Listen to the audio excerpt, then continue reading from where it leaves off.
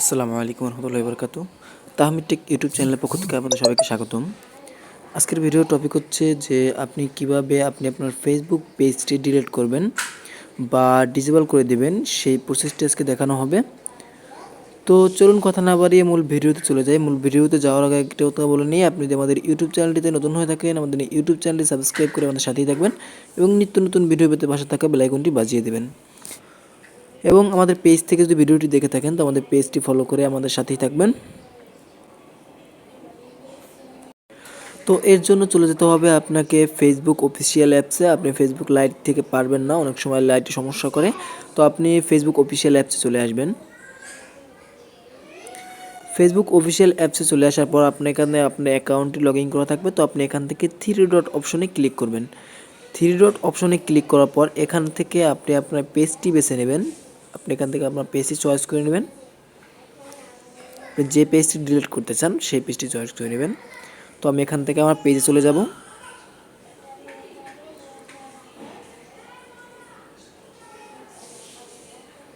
তো আমি এখান থেকে আমার ফেসবুক পেজটিতে চলে এসেছি। তো ফেসবুক পেজে চলে আসার পর আপনি এখান থেকে থ্রি ডট অপশনে ক্লিক করবেন।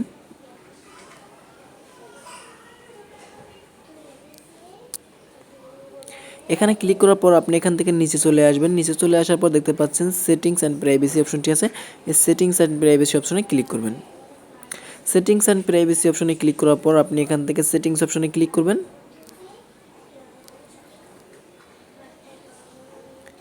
সেটিংস অপশনে ক্লিক করার পর আপনি এখান থেকে আবার যাবেন পেজ সেটিংস, যে অপশনটি দেখতে পাচ্ছেন এই পেজ সেটিংস অপশনে ক্লিক করবেন।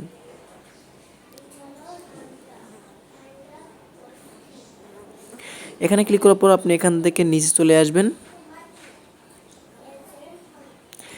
দেখতে পাচ্ছেন এখানে অ্যাক্সেস অ্যান্ড কন্ট্রোল অপশনটি আছে। অ্যাক্সেস অ্যান্ড কন্ট্রোল অপশনে ক্লিক করবেন। এখানে ক্লিক করার পর দেখতে পাচ্ছেন যে এই একটি অপশন আছে ডিঅ্যাক্টিভ অ্যান্ড ডিলিট অপশন, এই অপশনটির উপর ক্লিক করবেন।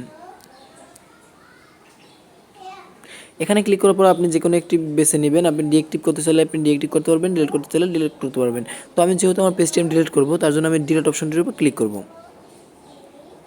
তারপর কন্টিনিউ অপশনে ক্লিক করবেন। কন্টিনিউ অপশনে ক্লিক করার পর আপনি এখান থেকে বেছে নিতে হবে যে আপনি কী কারণে আপনার ফেসবুক অ্যাকাউন্টটি ডিলিট করতে চান। তো আপনি আপনার প্রাইভেসির কারণে ডিলিট করতে পারেন, আপনার অ্যাকাউন্ট যদি হ্যাক হয়ে থাকে তারপর ডিলিট করতে পারেন। তো আমি এখান থেকে দিয়ে দেবো আমি আমার প্রাইভেসির কারণে ডিলিট করতে চাই, আমি আই হ্যাভ প্রাইভেসি দিয়ে দেবো। দিয়ে দেওয়ার পর আপনি এখান থেকে কন্টিনিউতে ক্লিক করবেন। এখান থেকে কন্টিনিউ অপশনে ক্লিক করবেন।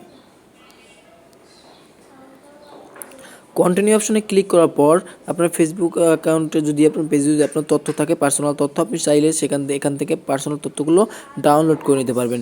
তো না ডাউনলোড করতে চাইলে কোনো সমস্যা নেই, আপনি না ডাউনলোড করেও আপনি কন্টিনিউ অপশনে ক্লিক করে এটা ডিলিট করতে পারবেন। তো আমি কন্টিনিউ অপশনে ক্লিক করব। কন্টিনিউ অপশনে ক্লিক করার পর আপনি আপনার ফেসবুক অ্যাকাউন্টের যে পাসওয়ার্ডটি আছে সেই পাসওয়ার্ডটি এখানে দিয়ে দেবেন। এখানে আপনার ফেসবুক অ্যাকাউন্টের পাসওয়ার্ডটি দিয়ে দেবেন। পাসওয়ার্ডটি দেওয়ার পর আপনি এখান থেকে কন্টিনিউ অপশনে ক্লিক করবেন।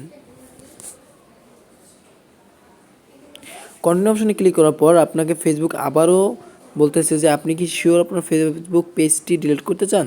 যদি শিওর হয়ে থাকেন তাহলে আপনি এখান থেকে কন্টিনিউ অপশনে ক্লিক করবেন। তারপর এখান থেকে ডিলিট পেজ অপশনে ক্লিক করবেন।